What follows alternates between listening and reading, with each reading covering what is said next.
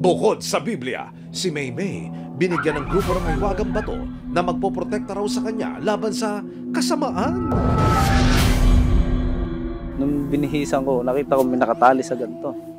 Kaya binuklat ko, ayun, nakita ko bato.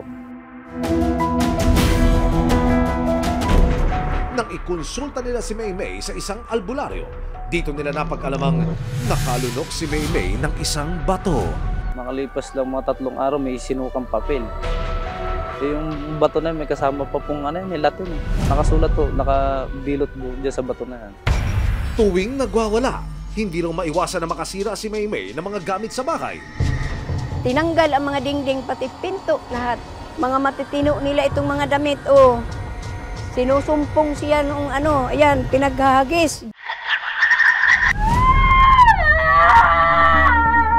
Dahil sa sunod-sunod na panggugulo ni Maymay sa kanilang lugar, nagdesisyon si Raymark na igapos sa mga paa ng kanyang asawa.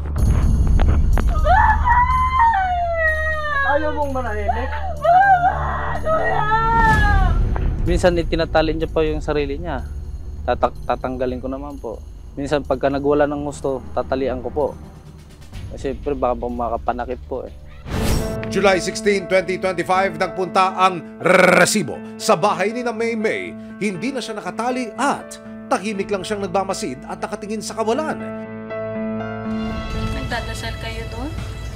Sino leader niyo, ma'am? Pinainom ka ba ng bato? Meron po. Normal naman po ako, madam. Sabi nila, nagkukunwari po na may sakit.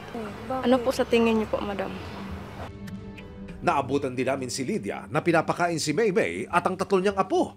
Magmula raw kasi nang magkasakit si Maymay, hindi na raw nito kayang alagaan ang mga bata. Sa gitna ng panangkalian, si Maymay tila nawawala na naman sa sarili. Minsan yan siya, sir, matino. Minsan, pero mataas lang isang oras na matino, ma'am. Talagang sumusumpong siya na hindi mo maintindihan. Maraming salamat sa panonood, mga kapuso. Para masundan ang mga reklamong nasolusyonan ng resibo, mag-subscribe lamang sa GMA Public Affairs YouTube channel.